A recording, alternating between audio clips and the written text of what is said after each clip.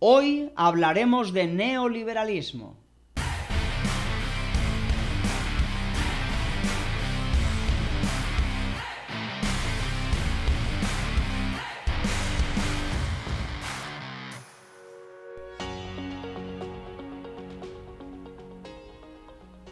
Eso que en nuestros días ha dado en llamarse neoliberalismo es una ideología o un conjunto de ideologías que tiene ya una larga trayectoria. De hecho, habría que remontarse al siglo XIX, incluso al XVIII, para rastrear la genealogía de dicha ideología.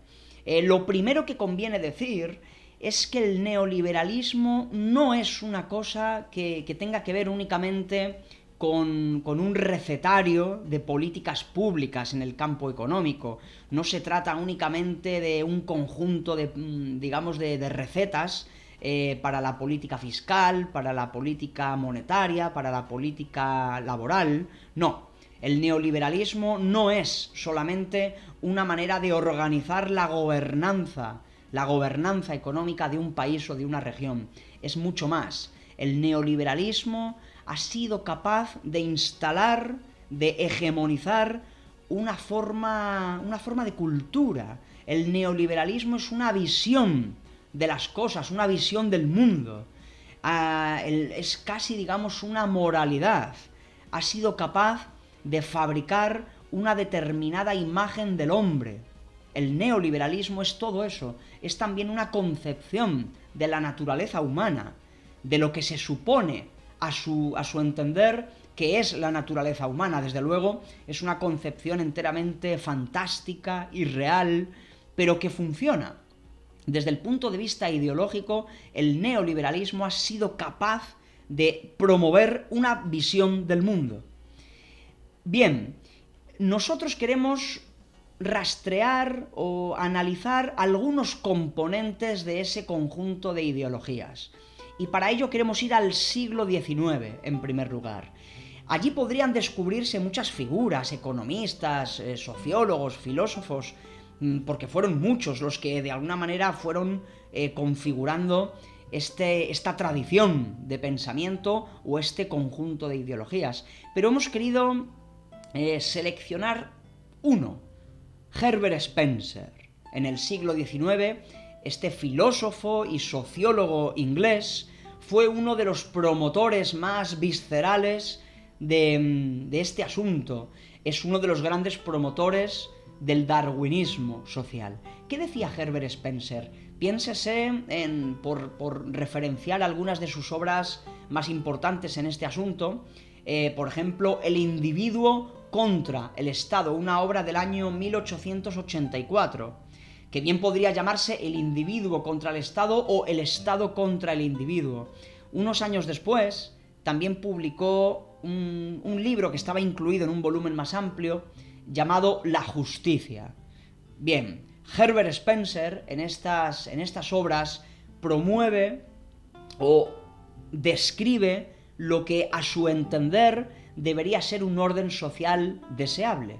Y es eso que se ha conocido después como darwinismo social, es decir, que la sociedad funcione, para decirlo mal y pronto, con la ley de la selva, que los individuos compitan y compitan y compitan y fruto de esa competencia se arrojan unos resultados. En esa competencia, en esa manera de organizar la sociedad como un campo de batalla, los individuos compiten y compiten y fruto de todo ello hay unos que sobreviven precisamente los más aptos y perecen los más ineptos.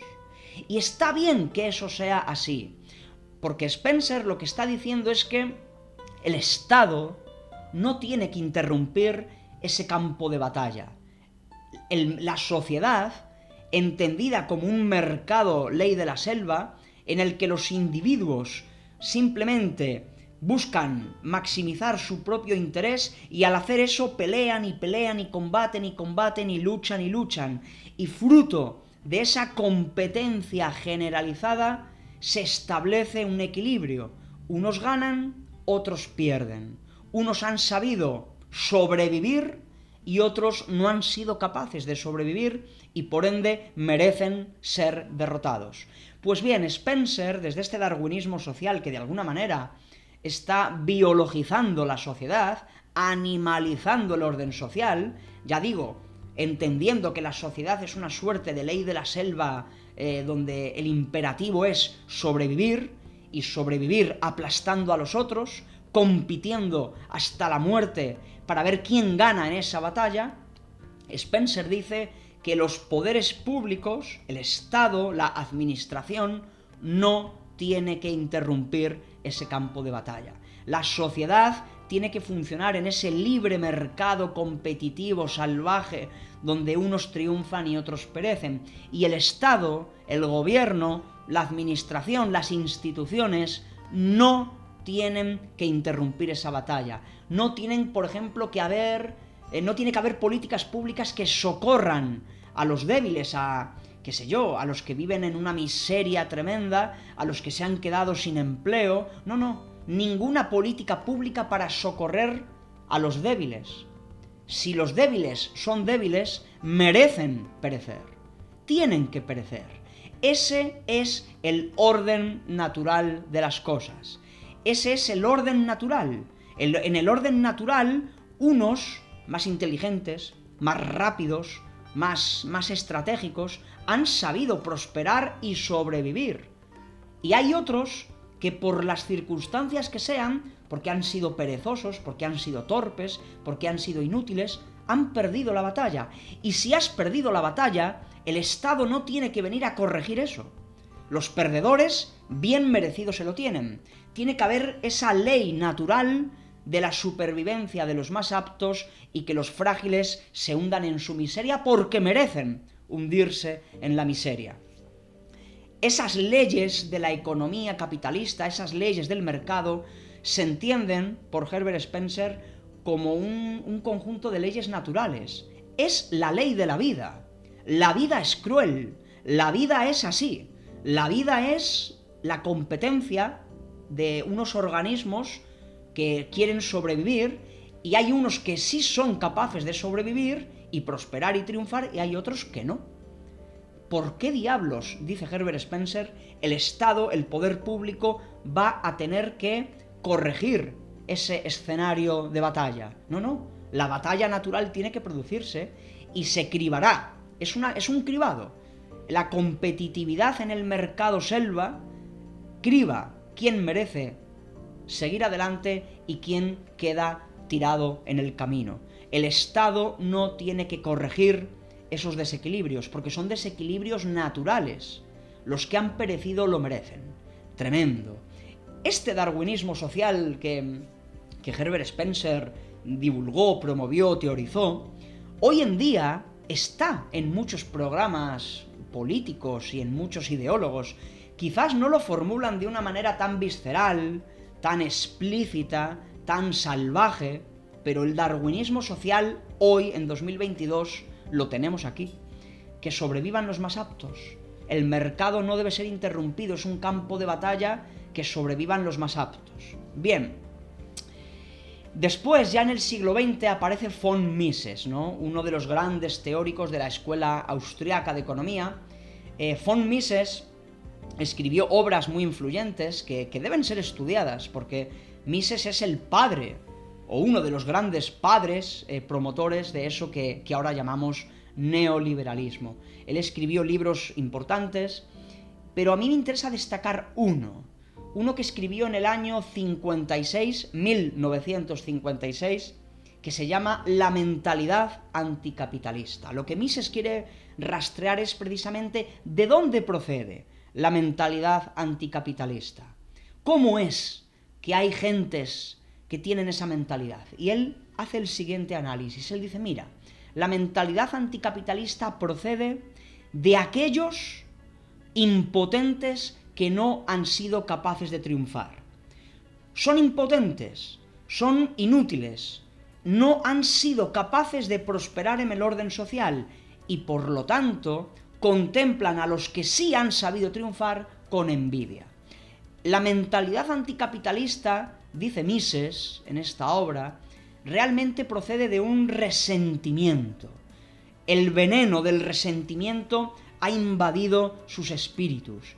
Y por eso ellos, que se saben fracasados, que son unos perdedores, quieren echarle la culpa de su derrota a los que sí han triunfado. Ese es el juego que establecen. Su miseria, su exclusión, el hecho de que ellos están en la capa más baja de la pirámide social, ellos buscan un chivo expiatorio. ¿Quién tiene la culpa de que yo esté en lo más bajo del orden social? ¿Quién tiene la culpa de mi miseria, de mi exclusión social? Los poderosos, los que están arriba, los que sí han sabido triunfar. Y Mises dice, claro, ellos no comprenden que la sociedad capitalista es la más meritocrática que hay. Los que están arriba merecen estar arriba. Los que han triunfado son auténticos triunfadores, que han sido más inteligentes, han tenido una estrategia vital más apta, más adecuada, merecen estar arriba, pero los que están abajo no lo entienden. Ellos, impotentes, torpes, inútiles, perezosos, vagos, quieren culpar a los triunfadores de ser malvados. Lo que Mises está diciendo es que la mentalidad anticapitalista procede de los perdedores, de los que no han sabido tener éxito. Pero si no has tenido éxito, si tu vida se hunde en una miseria social, en el desempleo, en la pobreza, en la falta de oportunidades, nadie más que tú tiene la culpa.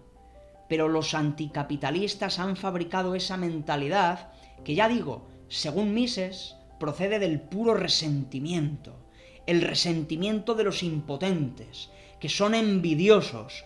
Ellos contemplan a los que están arriba con todo su esplendor, a los triunfadores, los contemplan con pura y simple envidia. Y fruto de esa envidia, fruto de ese resentimiento, han fabricado la mentalidad anticapitalista. Y esa mentalidad dice, los triunfadores han triunfado porque son malvados. Mientras que yo, que estoy aquí hundido en la miseria, soy pobre pero soy bueno. Este juego ideológico es el que ha llegado hasta nuestros días. Es la ideología de los losers. Esa ideología que, procede mucho del campo anglosajón, ¿no? Esto que dicen de que, en Estados Unidos reina o predomina una ideología de los losers. No hay pobres, hay losers, hay perdedores. La culpa de la pobreza es exclusivamente tuya. Eres un perdedor porque, has sido un inútil, un vago, un perezoso, no has sabido maniobrar en el mercado para triunfar, y no le eches la culpa a nadie. Si vives en un barrio miserable, en unas condiciones paupérrimas, si no tienes empleo, la culpa es tuya. Eres un inútil, eres un perdedor. No hay pobres, hay perdedores. Mises estaba diciendo lo mismo ya en el año 56 y Herbert Spencer en el siglo XIX. Esta es la ideología, ¿no? Claro, evidentemente, esto tiene muchas implicaciones, pero la ideología de Mises es terrible, la ideología de Spencer es terrible. Es decirle a la gente que ha nacido en un barrio miserable, paupérrimo, sin oportunidades, que la culpa es suya. Porque es muy divertido ver cómo nuestros ideólogos, ya viniendo al mundo del presente, los anarcoliberales del siglo XXI, del año 2022, los que en redes sociales, o esos youtubers, o esos políticos que promueven este tipo de ideología, quizás no lo formulan, ya digo, de una manera tan visceral como Spencer, o no lo dicen de una manera como Mises, pero están diciendo lo mismo. Y es muy interesante y es muy irritante al mismo tiempo ver cómo hablan de la meritocracia. Claro, la meritocracia del orden liberal, si trabajas, si te esfuerzas, si eres un buen emprendedor, si ahorras, triunfarás. Es mentira. Es sencillamente mentira. Si naces en un suburbio miserable y no tienes una buena educación y tu papá está en desempleo y tu mamá trabaja 10 o 12 horas fregando escaleras por 300 o 400 euros al mes, si vives en esas condiciones, lo más probable es que tu vida discurra por unos parámetros muy similares. Claro que la gente puede mejorar, y aunque nazcas en un barrio popular, miserable, puedes llegar a prosperar, por supuesto, pero reconózcase que si naces en La Moraleja o en el barrio de Salamanca y tu papá es un abogado que gana 5.000 euros al mes, o tu mamá es una ejecutiva del Banco de Santander, y tienes más oportunidades. ¿Cómo que meritocracia? Y aquí entra al juego el tema de la ley de las herencias, ¿no? Claro, ellos, los anarcoliberales, están en contra de que haya un impuesto a la herencia, pero luego defienden la meritocracia. ¿Cómo conjugan una cosa con la otra? Meritocracia, si tú naces en una cuna de oro, ya tu plataforma de salida es infinitamente ventajosa en comparación con la plataforma de la que parte una persona que ha nacido en un barrio obrero, con su padre y su madre en un desempleo crónico, sobreviviendo con 800 euros al mes, 6 personas en la misma casa. ¿Cómo van a...? El punto de partida no es el mismo. ¿Dónde está la meritocracia liberal? Pero bueno, más allá de estos asuntos concretos, yo quería llevarlo al terreno de la filosofía política, ver cómo en Herbert Spencer y cómo en Mises ya funciona y se quiere, digamos, establecer de una manera filosófico-política esa visión del mundo ultra competitiva, donde unos organismos, porque al final hay una biologización del orden social, unos organismos compiten hasta la muerte para sobrevivir. Sobreviven los más aptos, los que están arriba han sido los organismos más listos, los que han arañado más fuerte, los que han mordido con mayor fuerza, los que han aplastado a sus competidores con una mayor brillantez. Merecen estar arriba, son los más inteligentes, los más emprendedores, los más rápidos, los más astutos. Los que están abajo, los que viven en un desempleo crónico, los que viven en un barrio miserable, los que no pueden encender la calefacción en invierno, los pobres, los excluidos, se lo merecen. Son culpables de su propia miseria. No se le puede echar la culpa al sistema económico, al orden vigente, a las estructuras económicas, a la desigualdad del sistema social. No. La culpa siempre es del propio individuo.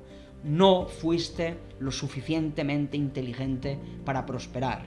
Y la mentalidad anticapitalista, decía Mises en ese libro, viene del resentimiento de los impotentes. Eres impotente, eres inútil, eres un torpe, pero tú buscas la manera de descargar la culpa en otros. Claro, esto es tremendo. Por supuesto que puede haber personas que son culpables. Claro que hay una responsabilidad individual en todos los aspectos de la vida. Tú tienes la responsabilidad de buscar empleo, de estudiar, Claro, sí. Hay siempre un componente de responsabilidad personal. Pero claro, negar que la estructura social y económica, el hecho de nacer en un barrio rico o en un barrio pobre, negar que todas esas circunstancias ambientales, sociológicas, económicas, no tienen ningún tipo de influencia, negar que la clase social no tiene ningún tipo de influencia, que no es lo mismo nacer en un barrio que en otro, claro, es increíble, y así funciona la ideología neoliberal, pero esa ideología neoliberal ha sido asimilada incluso por los perdedores del sistema. Ese es el gran triunfo del neoliberalismo, que esta ideología no es una ideología de las élites, no es una ideología de los empresarios, de los banqueros, no. Esa ideología se ha convertido en un sentido común. Incluso los miserables, incluso los pobres, incluso los perdedores del sistema han asumido eso. Han asumido que la sociedad es la ley de la selva y que si ellos han fracasado, efectivamente, es que ellos tienen la culpa. Entonces, Mises, ya no hay mentalidad anticapitalista, apenas.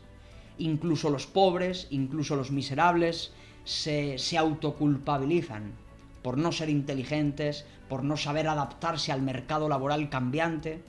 Ellos son inútiles porque no han sabido formarse, porque no han sabido ser inteligentes para buscar un empleo adecuado. Ellos tienen la culpa. Es que los derrotados del sistema han asumido la visión del mundo neoliberal. Ese es el gran triunfo del neoliberalismo. Sus recetas han fracasado estrepitosamente en multitud de ocasiones. Ellos generan las crisis financieras que aplastan a los países en un lugar y en otro. Pero da igual, porque ellos han instalado un sentido común en el que todos estamos impregnados, del que todos estamos atrapados. Y ese sentido común es el que nos dice que no hay pobres, que no hay excluidos, que no hay explotados. No, lo que hay es loser. Lo que hay es perdedores. Desde el jacobino siempre vamos a combatir esta ideología neoliberal o anarcoliberal. La vamos a combatir porque primero se fundamenta en unos marcos teóricos falsos desde el punto de vista macroeconómico. Las recetas que ellos proponen no funcionan. Flexibilizar el mercado laboral genera empleo. Ese es uno de los dogmas. Falso. Flexibilizar el mercado laboral no genera empleo. Falso. Y así una serie de dogmas. Pero también es falsa su moral. También es falsa su concepción del hombre, su concepción de la naturaleza humana. Y es falsa su filosofía social de los perdedores y los exitosos. Es falsa. Pero que sea falsa no quiere decir que no esté funcionando a toda máquina. Y en ello estamos. Estamos envueltos en Hispanoamérica, en Norteamérica, en Europa. Todos los occidentales, por así decir, estamos envueltos en esa cosmovisión. Hay que intentar romperla y desde el jacobino vamos a combatir los dogmas macroeconómicos del neoliberalismo, pero también vamos a combatir esta filosofía moral que nos dice que los pobres y los miserables y los explotados y los excluidos son culpables de su propia situación. Lo vamos a combatir y lo haremos siempre que podamos. Es lo que hemos tratado de hacer en este vídeo. Seguiremos discutiendo sobre todas estas cuestiones.